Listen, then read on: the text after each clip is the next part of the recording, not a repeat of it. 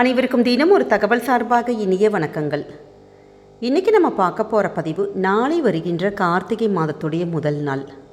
கார்த்திகை முதல் தேதி அப்படின்னு சொல்லிட்டாலே எல்லாருக்கும் ஞாபகத்துக்கு வர்றது சபரிமலை ஐயப்பன் தான். ஏன்னா சபரிமலை ஐயப்பனுக்கு மாலை அணியிறது, நமக்கு நிறைய பேர் கோவிலுக்கு போகிறது, அது மாதிரியான விஷயங்கள் கார்த்திகை மாதத்தில் தான் நடக்கும். ஆனால் கார்த்திகை மாதம்ங்கிறது ஐயப்பனுக்கு மட்டும் கிடையாதுங்க, சிவபெருமானுக்கும் முருகனுக்கும் ஏற்ற ஒரு சக்தி வாய்ந்த ஒரு மாதமாக இருக்குது. அப்படிப்பட்ட இந்த கார்த்திகை மாதத்துடைய முதல் நாள் நம்ம செய்யக்கூடிய மிக முக்கியமான ஒரு விஷயங்கள், நமக்கு வாழ்க்கையில் என்ன பிரச்சனை, எது மாதிரியான பிரச்சனையாக இருந்தாலும் அதை தீர்க்கக்கூடிய மிக முக்கியமான வழிபாடு இந்த கார்த்திகை மாதத்துக்கு இருக்குது. அப்படிப்பட்ட மிக முக்கியமான ஒரு வழிபாட்டை தான் நம்ம இன்றைக்கி பதிவில் பார்க்க போகிறோம். அதுவும் கார்த்திகை முதல் நாளில் நம்ம குறிப்பாக செய்யக்கூடிய மிக முக்கியமான சக்தி வாய்ந்த ஒரு வழிபாடு. பதிவுக்குள்ளே போகிறதுக்கு முன்னாடி நம்ம சேனலை சப்ஸ்கிரைப் பண்ணாமல் பார்த்துட்ருக்கோங்க, கண்டிப்பாக சப்ஸ்கிரைப் பண்ணிக்கோங்க. அப்போ தான் எங்களுடைய எல்லா நல்ல நல்ல பதிவுகளுமே உங்களுக்கு உடனுக்குடனே வரும். இப்போ பதிவை பார்க்கலாம்.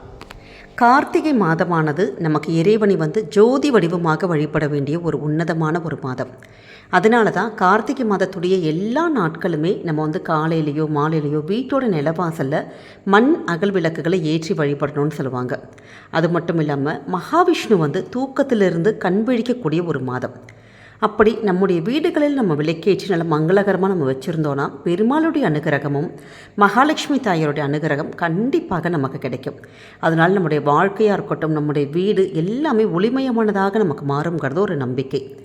அப்படி இந்த கார்த்திகை மாதத்துடைய இந்த முதல் நாள் நாளைக்கு நம்ம செய்ய போகின்ற மிக முக்கியமான ஒரு வழிபாடு தான் தெரிஞ்சுக்க போகிறோம். கார்த்திகை மாதத்தில் நம்ம நம்முடைய வாழ்க்கையில் எந்தவித பிரச்சனைகள் எதுவாக இருந்தாலும் அதை தீர்த்து நமக்கு தரக்கூடிய சக்தி இந்த ஒரு மாதத்துக்கு இருக்குது. அதுவும் இந்த தீப வழிபாட்டுக்கு இருக்குதுன்னு சொல்லப்படுது. நாளைக்கு நவம்பர் 16ஆம் தேதி சனிக்கிழமை, முருகன் பெருமானுக்கே உரிய கிருத்திகை நட்சத்திரமும் சேர்ந்து வருது. அதனால் கார்த்திகை முதல் நாள் நாளைக்கு மறக்காமல் முருகனுடைய வழிபாடை நீங்கள் மேற்கொள்கிறதுங்கிறது ரொம்ப ரொம்ப விசேஷங்க. நம்முடைய பிரச்சனைகளுக்கு ஏற்ற மாதிரி நாளைய தினத்தில் நம்ம விளக்கு ஏற்றி வழிபட்டால் கண்டிப்பாக எப்படிப்பட்ட துன்பமும் நமக்கு நீங்கும். நிறைய பேருக்கு நல்ல வேலை கிடைக்காமல் இருக்கலாம். அப்படி பண்ணுறவங்க இல்லாட்டி ஏற்கனவே இருந்திருப்பாங்க, அந்த இருக்கிற வேலை அவங்களுக்கு பிடிக்காமல் இருந்திருக்கலாம். நல்ல இனிவு அதுக்கு மேலே ஒரு நல்ல வேலை அப்படி எதிர்பார்த்துருப்பாங்க பார்த்தீங்களா. அப்படி வேலை வாய்ப்பு பிரச்சனை, அந்த வேலையில் இருக்கக்கூடிய பிரச்சனைகள் போகணும், நல்ல வேலை கிடைக்கணும் அப்படிங்கிறவங்க பக்கத்தில் இருக்கக்கூடிய உங்களுடைய முருகன் கோவில் இருக்குது பார்த்தீங்களா, அந்த கோவிலில் போயிட்டு இந்த ஒரு வழிபாட்டை பண்ணணும். இதற்கு வீட்டில் இருந்தே நல்லெண்ணெய், பஞ்சத்திரி, அந்த எல்லாமே, அந்த விளக்கு எல்லாமே நீங்கள் எடுத்துகிட்டு போய்க்கலாம். ரொம்ப நாளாக நான் முயற்சி பண்ணிகிட்ருக்கேன், எனக்கு எல்லா எக்ஸாம்லேயும் பாஸ் ஆகுறோம், ஆனால் எங்களுக்கு நல்ல தகுதி மார்க் எல்லாமே இருக்குது, ஆனால் இந்த வேலை மட்டும் கிடைக்க மாட்டேங்குது அப்படின்னு சொல்லிட்டு நிறைய பேர் கவர்மெண்ட் வேலைக்காக இருக்கட்டும், ப்ரைவேட்டில் நல்ல ஒரு வேலைக்காக இருக்கட்டும், அப்படி ட்ரை பண்ணுறவங்க எல்லாமே நாளைக்கு இந்த ஒரு முருகன் கோவிலில் போய் இந்த ஒரு தீபம் மட்டும் ஏற்றி பாருங்களேன். நல்ல ஒரு மாற்றம், நல்ல ஒரு வேலை வாய்ப்பு கிடைக்கும். இதற்கு 3 அகல் விளக்குகள் நம்ம எடுத்துகிட்டு போகணுங்க. முருகன் கோவிலில் போயிட்டு சந்நிதியில் போயிட்டு 3 அகல் தீபம் நல்லெண்ணெய் விட்டு பஞ்சத்திரை போட்டு தீபத்தை மட்டும் நீங்கள் ஏற்றிட்டு மனசார நீங்கள் பிரார்த்தனை மட்டும் பண்ணிட்டு வந்தாலே போதும்.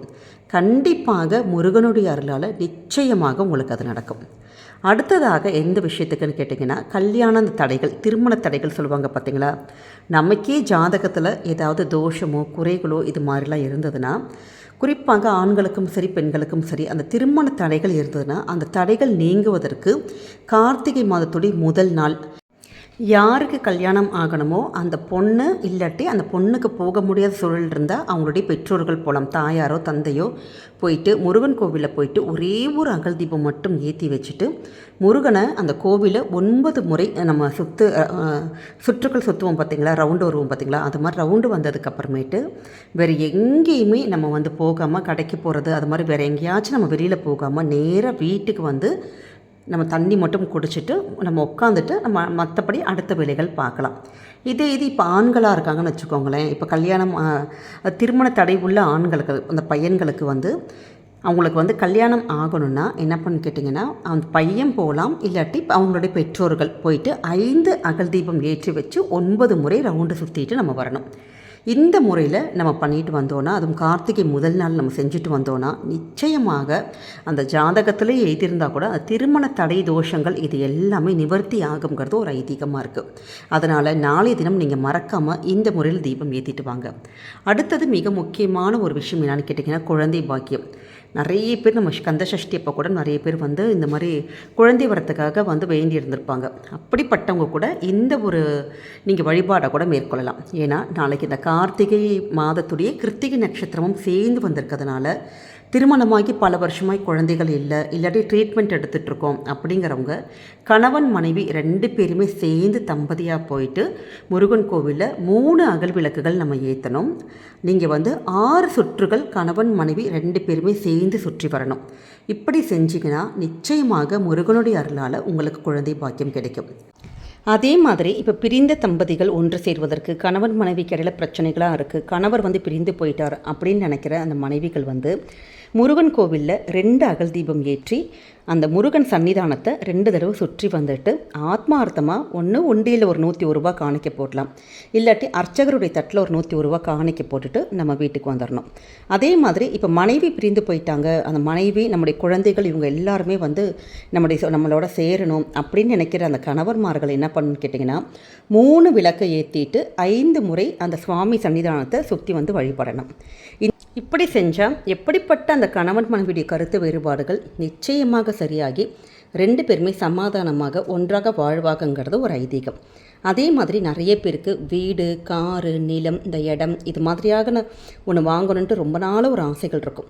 ரொம்ப நாளாக முயற்சி பண்ணிட்டும் கூட எங்களால் சொந்தமாக இந்த மாதிரி ஒரு விஷயத்தை எங்களால் வாங்கவே முடியல அப்படிங்கிறவங்க இந்த கார்த்திகை மாதத்தில் முருகன் கோவிலுக்கு போயிட்டு 3 அகல் விளக்கை ஏற்றி வச்சுட்டு ஓம் நமோ சரவண பவ இல்லாட்டி ஓம் சரவண பவ அப்படிங்கிற மந்திரத்தை சொல்லிகிட்டே 3 முறை நீங்கள் அந்த கோவில் சன்னிதானத்தை சுற்றி வழிபடணும்.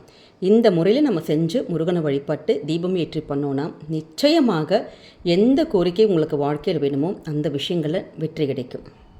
முருகனை மட்டுமே நம்பி உங்களுடைய வாழ்க்கையில் இருக்க பிரச்சனைகளை சொல்லி இந்த தீபத்தை நீங்கள் ஏற்றுங்க. நிச்சயமாக தீபம் எப்படி சுடர்விட்டு எரியுதோ அதே மாதிரி உங்களுடைய வாழ்க்கையில் இருக்கக்கூடிய இருட்டு பிரச்சனைகள் இது எல்லாம் நீங்கி நிச்சயமாக முருகபெருமான் உங்களுடைய வாழ்க்கையிலும் ஒளியேற்றுவார். அதனால் நம்பிக்கையோடு பண்ணுங்கள்.